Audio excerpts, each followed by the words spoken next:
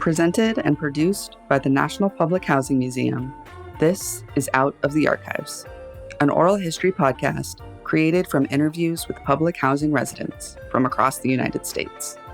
We are your hosts for this episode, Liu and Jellystone.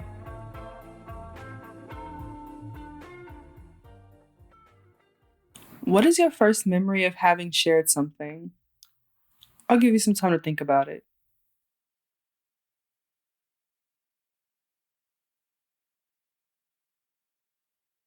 Okay, so what is your relationship to sharing? Does that first experience of sharing impact the way you share things today? Do you maybe have your own personal criteria for how and with whom you share? When we were working on the previous episode, centered around Beauty Turner's life in community, the broader theme of what and how we share with neighbors was insistent. There seemed to be a lot more to sit with around how we do communal care, not just for one's biological family, but for the broader community of a floor, a building, or a group of buildings. It was not just about what was shared, but the ethics centered in the sharing and the systems we build to care for each other. Narrators spoke about how even the impact of personal life events was shared by the entire community. A couple getting married, or the death of a community member, for example, sent ripples all the way out and affected the systems within which the community operated. And from all the way out, ripples also came in. Narrators spoke too about how changes in public housing policies related to how the government chose to share impacted every one person's well-being. Specifically, the policies that ruled the resources available to you could be taken away based on your relationship to other people in your community. It feels important to us to honor that all of our narrators in this episode are Black people, and so these stories directly impacted Black families. In this episode, we'll hear from 7 public housing resident narrators about how different federal policies in the 1950s to 80s impacted their sharing practices and their communities. These narrators, in order of appearance, are Miss Betty Thompson of the Robert Taylor Homes and Lake Park Place in Chicago, Miss Juanita Stevenson of the Robert Taylor and Lathrop Homes in Chicago, Miss Anna Williams of Liberty Square in Miami, Mr. H. Demetrius Bonner and Mr. Daniel Nicholson of Stateway Gardens in Chicago, Dr. Richard Morgan of the Robert Taylor Homes, and Miss Sharon Leggett of the Henry Horner Homes in Chicago. My name is Betty Thompson. I'm currently a resident in the 3939 Lake Park Avenue Apartments here in Chicago, Illinois. We moved out in Robert Taylor when I was getting ready to graduate high school. I had the tonsils taken out at 16. And we moved out of Robert Taylor before my 17th birthday. When we moved out of Robert Taylor, you still had a janitor that lived in the building that knew how to maintain the elevator. You had floor captains that knew how to monitor the laundry rooms, which you would wash on their wash day, no sooner, no later. Your cram room for storage, you had the keys because you had a floor captain.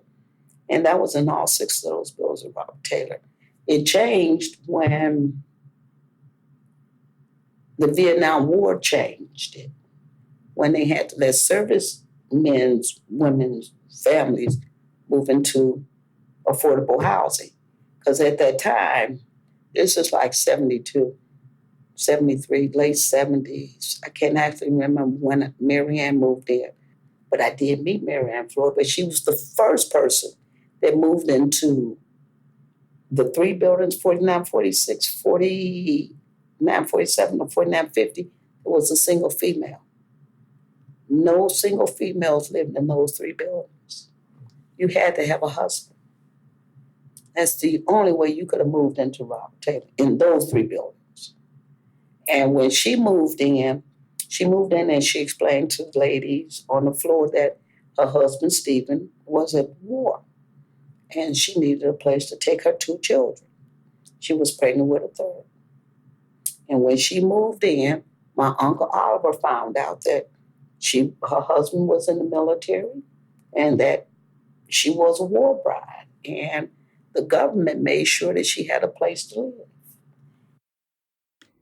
When listening to this section of Miss Betty's interview, many questions emerged for us. Had there been any single mothers in other Robert Taylor buildings before Mary Ann Floyd? When did marriage become a requirement for living in Robert Taylor? Yeah, and why the insistence that someone looking for housing might have to be married in order to receive it? How does this insistence on legal marriage affect that community as a whole? And how did the Vietnam War change how laundry is done in a building over 8,000 miles away? According to Nicholas Lehman's 1991 reporting for the New York Times, in the years during and surrounding World War II, the Chicago Housing Authority, quote, undertook elaborate screening of prospective tenants to make sure they would contribute to the hoped-for atmosphere of social and economic uplift, end quote. Lehman spoke to Ruby Haynes, who had first applied for Chicago public housing in 1949, but was rejected on the grounds of a, quote, inviolable rule against admitting unwed mothers to the projects, end quote. This rule continued well into the 1960s, but the increasing demand and supply of public housing, bolstered by projects like the Robert Taylor homes, which held nearly 4,300 units, meant the rule was becoming less strictly enforced.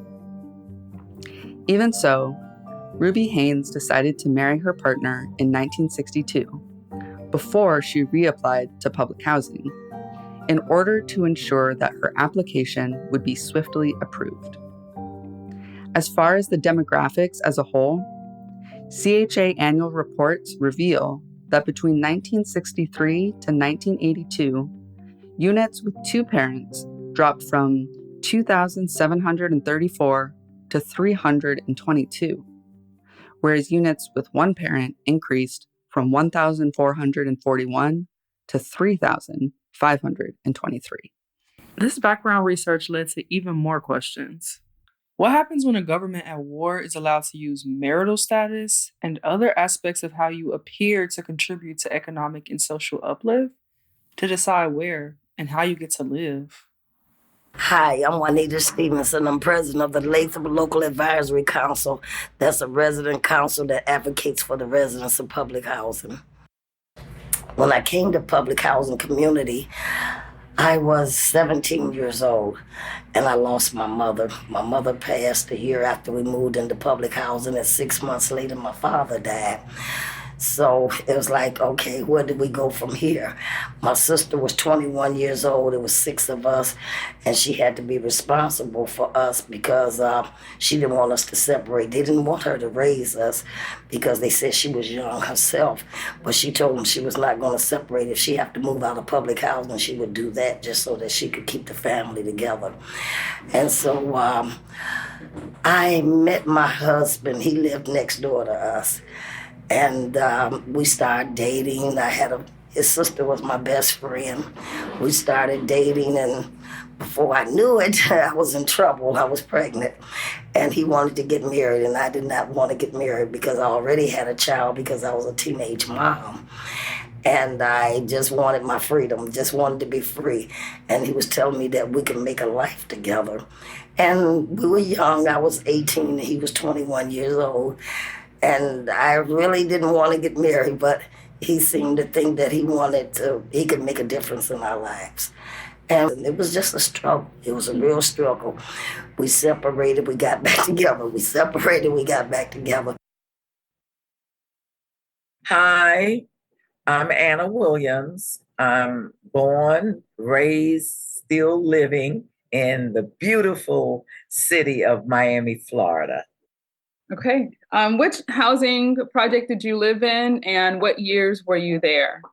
Okay, Nedra My parents immigrated from the Bahamas and Turks and Caicos Island, and young, innocent uh, people coming to Miami, Florida to work.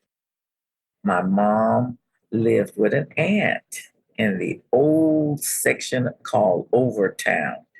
My father came from the Turks and Caicos Islands around the same time to work because there was a war going on, and the United States government needed men to work in the fields, picking the vegetables and the fruits.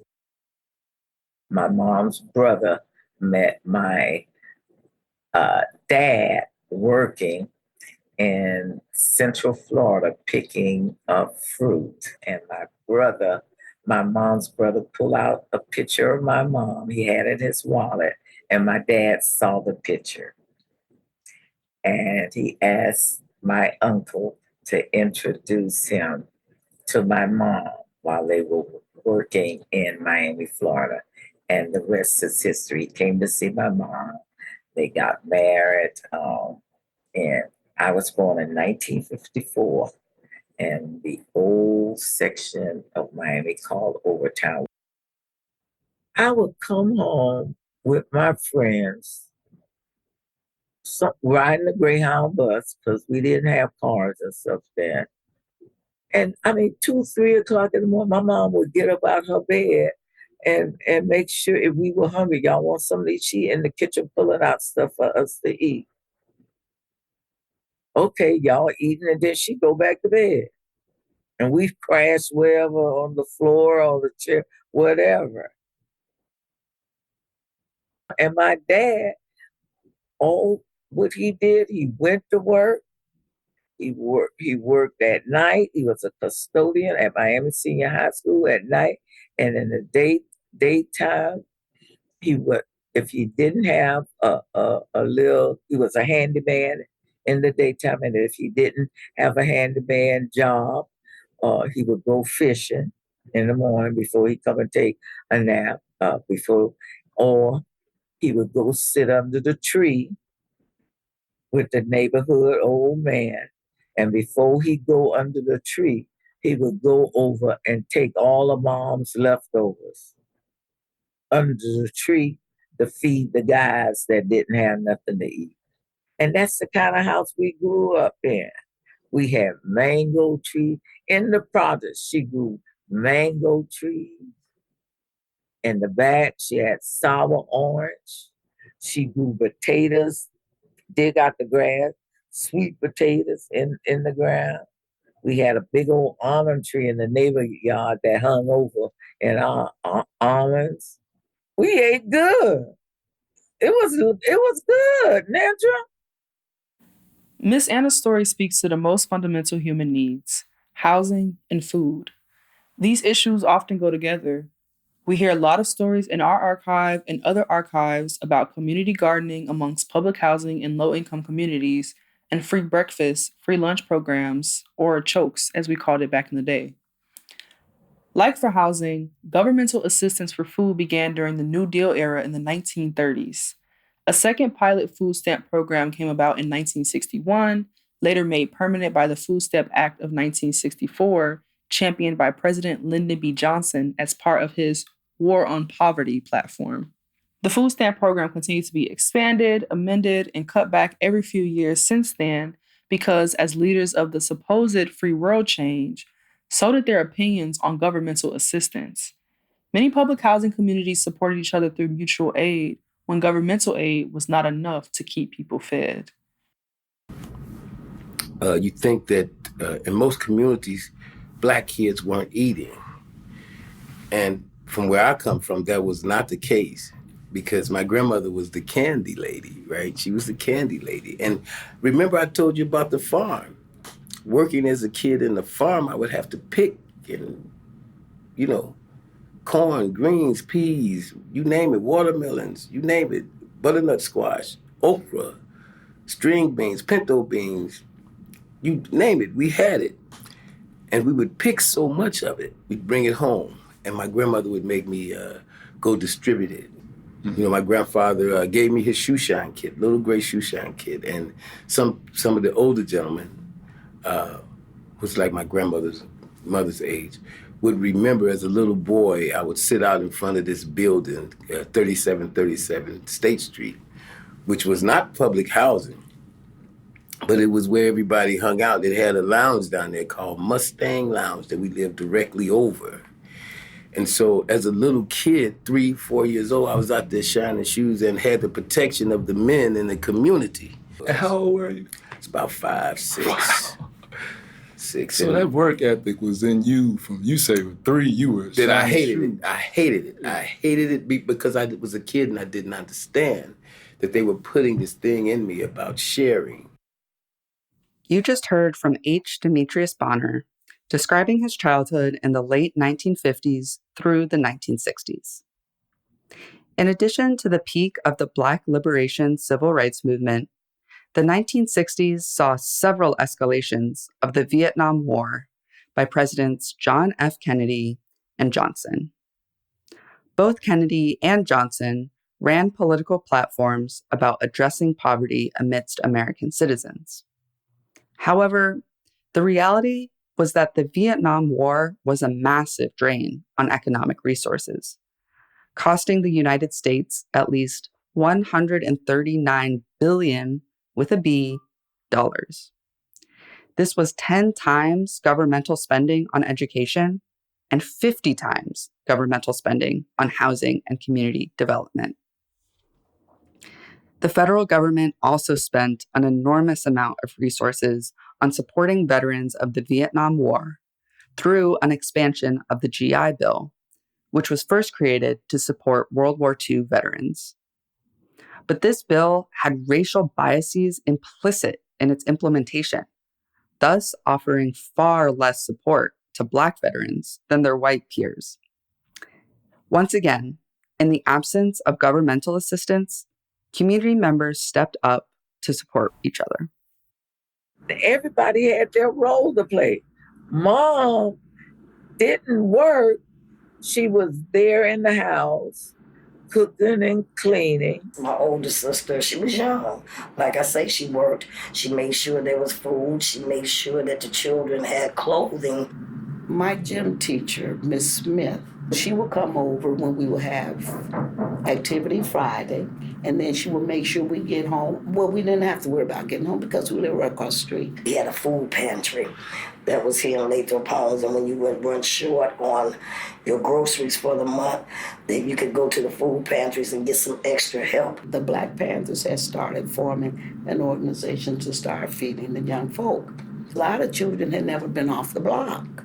So the Panthers, they said, well, we're going to have cross-country competition. So they started that. They started the breakfast and the lunch. We had an EMP food market. EMP was hiring people up in the neighborhood all the time. You could work at the EMP for 3 months, and then you had someplace else to go. The neighborhood kids, Nedra, all came to our house because my mama would bake coconut candy, Benny candy. She would make frozen cups. She would cook conch fritters. She was the candy lady. She baked breads. The kids would come from school. If they hungry, they'd come knock on the door. All of my relatives, they looked to me as a source of finding resources to help do what we need to do. In those 3 buildings right there, we always had camaraderie. We always had togetherness. Robert Taylor was an interesting place where you can learn community. And I did. We learned to look out for one another. It can be inferred from these stories that the 1960s and 70s was a period when it was extremely important to think about sharing and generosity. And everyone seemed to be trying their best to participate. But while national war priorities dictated what type of support people could receive from the government, Black Americans were more likely to be drafted than white Americans, with more than 300,000 Black people leaving their families to serve in Vietnam. When they returned, what did they bring back? How did they share it? My name is Daniel Nicholson. That's DanielNicolson. I want to say when I was 2 or 3, my father was shot when he was 17, and he was paralyzed from the waist down. So from my knowledge, I never had an opportunity to remember or to see my father walk. So him being in the wheelchair from me being 2.5, almost 3, until forever, that's the only, image that I have of him. And I used to see pictures in my grandmother's house, and by my grandmother having many kids, I used to just think that my uncle was my father when I was young because they look alike, and he was in the Army. So I was like, okay, well, my father in a wheelchair because he was in the Army. You know, I didn't really say that to anyone. I just came up with that. Like, okay, that was my dad. He was in the Army or the military, and he would probably, something happened, and now he's in a wheelchair. But I guess he wanted to protect me until I was older to kind of explain it to me as to what happened to him. But yeah, I was a kid, and having something on wheels, whether if it was your dad or your friend, or it was just fun to me to hang on the back of the wheelchair as you ride through the neighborhood. But yeah, and just the family in which the household my grandmother was, I had other uncles and aunts that stayed in other apartments. So I used to go over their house all the time. And I had a couple of aunts stayed in the same building. I had an uncle and an aunt that stayed in a different building. So I would go from house to house and just hang out. Also during the 1960s, the CHA went away from its marriage requirement and instead went in the complete opposite direction, enforcing a man in the house policy. These types of policies date back to 1935, when the Social Security Act created the Aid to Dependent Children program. As scholar Alison Lefkowitz explains, quote, states were free to make distinctions between the, quote, deserving and, quote, undeserving poor, however they saw fit, based on a suitable home clause. The Chicago Welfare Rights Organization went so far as to compare welfare policies to genocide because such policies forced low-income Black men to leave their families when they cannot support them, end quote. Though the 1960s saw some attempts to end these man-in-the-house policies, conservative politicians found new loopholes through which to police welfare eligibility, always enforced disproportionately against Black families.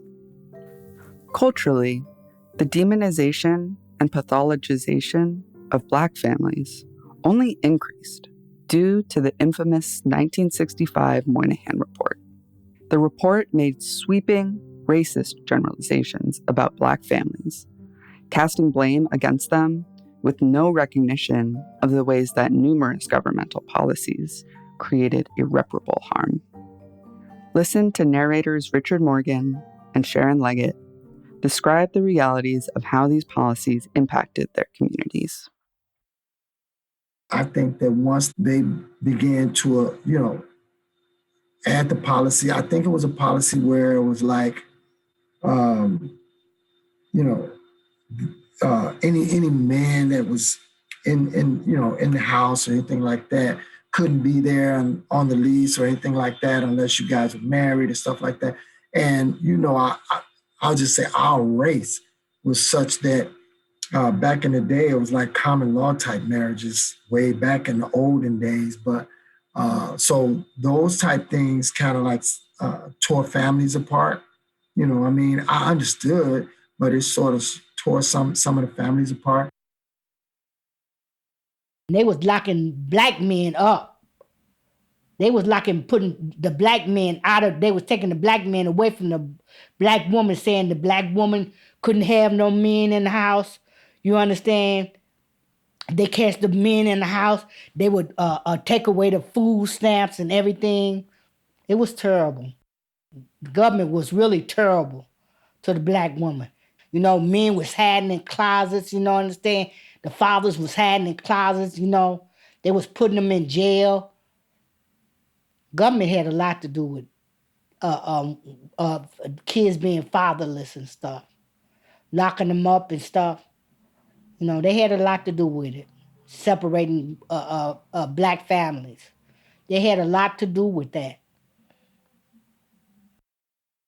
After they put me on a Greyhound bus with $25. My aunt, who lived in Scott Projects, bought me a 3-piece luggage set. My uncle brought me a Foot Locker and a typewriter. Mama packed me up a box of sheets, bed things. I worked that summer at the University of Miami in a medical lab, and that money, I bought my little clothes and shoes and stuff. And they put me on a Greyhound bus and sent me riding up to Gainesville, University of Florida. Told me, you go up there and get your education and don't come home till you finish. I got the Nedra in that room, in that dorm. I stayed in the dorm the whole time, that whole weekend crying. I graduated from college and got a job at AT&T, Bell South. They got notified, one of the neighbors notified the rent office that I was there. And I had been to college and everything, and I was working because I had to drive the Southern Bell car home. So everybody saw the car. They were like, okay, this is not... Okay, what's going on here? And they called my mom and told my mom that we had to, that if they wanted to stay, then I would have to move out. I lived in the regular community for about 11 years, but then our life took another change because our financial situation, and most of my life really was because of financial situations. And my husband and I separated again. And I decided that since we're separated, I'm going back to public housing. That's where my family is at, because my sisters and brother, they were living in public housing. They were in Robert Taylor. And I said, I'm going back home. I'm going back to my family. So I went back. I had already put in an application for public housing a long time ago, but it was for the Lathrop community, and I had been on that wait list for 10 years, and they never did call me. And by me being really upset, I said, let me go and live in Robert Taylor. And I went and I lived in Robert Taylor for about, I want to say 18 months. At that time, my son, LaShawn, he had sickle cell anemia, and he was like 6 or 7 years old. And the elevators wasn't working too good. You know, they always stopped. You know, there was always something wrong with the elevators in public housing. My son had sickle cell anemia, and he was getting sick, and he would go to school, and we lived on the 8th floor, and he had to, with the pain that he was, enduring with a sickle cell, he had to walk up and down stairs to go to school and to come back. And so it got to be too much, and then my husband took notice to it, and he told me, he said, you need to contact CHA and let them know that our son is sick, and that you really didn't want to be in Robert Taylor. You really wanted to get into Lathrop Homes. And so I talked to my son's doctors, and I told them what was happening with him, with his sickle cell and with all the challenges he was facing. He was out of breath, and the pain was so bad coming up and down the stairs. And so the doctors wrote a letter to CHA. And CHA called me into the office one day and asked me, did I still want to live in Lathrop Homes?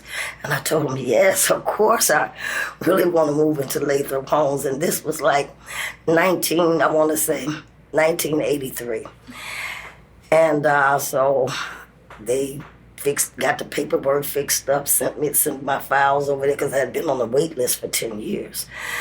And I came over to Lathrop Homes. I met with the property manager, and she took me to one of the units. So we go and we see the unit, and she was showing me my unit, and she showed me my son's, my bedroom, and she showed me my son's bedroom. And I was like, okay, this is my bedroom. This is the boys' bedroom, but where's the girls' bedroom? And she turned around and she looked at me, the property man. Her name was Miss Brack at that time. And she looked at me, she said, what you mean in the girls' bedroom? I said, I have 5 kids. She said, you got what? I said, I have 5 children. She said, I only thought you had 1 child. So that's why she had just showed me a 2-bedroom unit.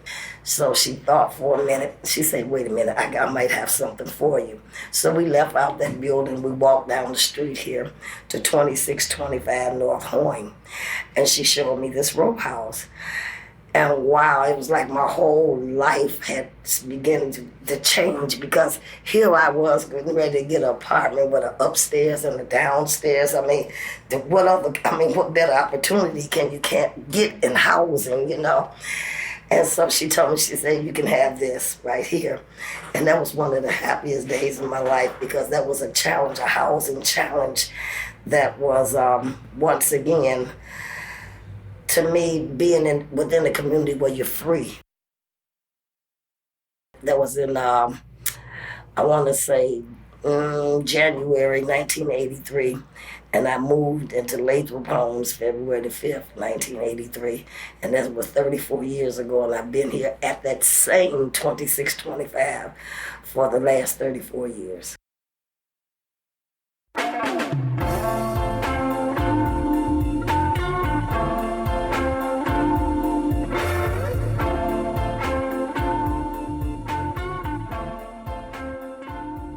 This episode of Out of the Archives was curated, written, and edited by me, Jellystone Robinson. And me, Liu Chen. This episode was mixed and mastered by Naji Zayed Sersi. The theme song for Out of the Archives is Born in the Blues, written, performed, and recorded by the late Keith Hudson, a Stateway Gardens resident. We would also like to give a special thank you to Cosmo for curation support. Out of the Archives is made possible through the generous support of the Gaylord and Dorothy Donnelly Foundation, the Illinois Arts Council Agency, the Kresge Foundation, the Julian Grace Foundation, Good Chaos, and the Chicago Department of Cultural Affairs and Special Events. We'd like to give one last huge thanks to our oral history narrators, Betty Thompson, Juanita Stevenson, Anna Williams, Richard Morgan, H. Demetrius Bonner, Daniel Nicholson, and Sharon Leggett, as well as our oral historians, Leah Love, Ashley Jefferson, Kimberly Cook, Nora Waters, Shakira Johnson, Frank McFadden, Nedra Deadweiler, and Maria Moon. We'd also like to give a huge shout out of appreciation to Mark Jeschke, the first host of this podcast, who recently left the museum after over 7 years of supporting the programming and growth of MPHM. Thank you, Mark, for everything you've done for all of us. We wish you the very best. Thank you to our listeners. We received and appreciated your feedback on shortening the episode, which is why today's episode is only 30 minutes. We're looking to you to help us create a podcast that brings these stories to you in an accessible, educational, and entertaining way. We again added a poll and opened the comment section for feedback on Spotify. We look forward to continuing to learn about your preferences for our podcast and are eager to continue to improve upon our work. To hear the full-length interviews featured in this episode, visit our public oral history archive at nphm.org/listen. There you can also find more episodes of Out of the Archives, or search NPHM wherever you get your podcasts. For more information about public policy's impact on families and public housing, check out the sources listed in the episode notes. Thank you so much for listening, and we look forward to sharing more stories with you soon.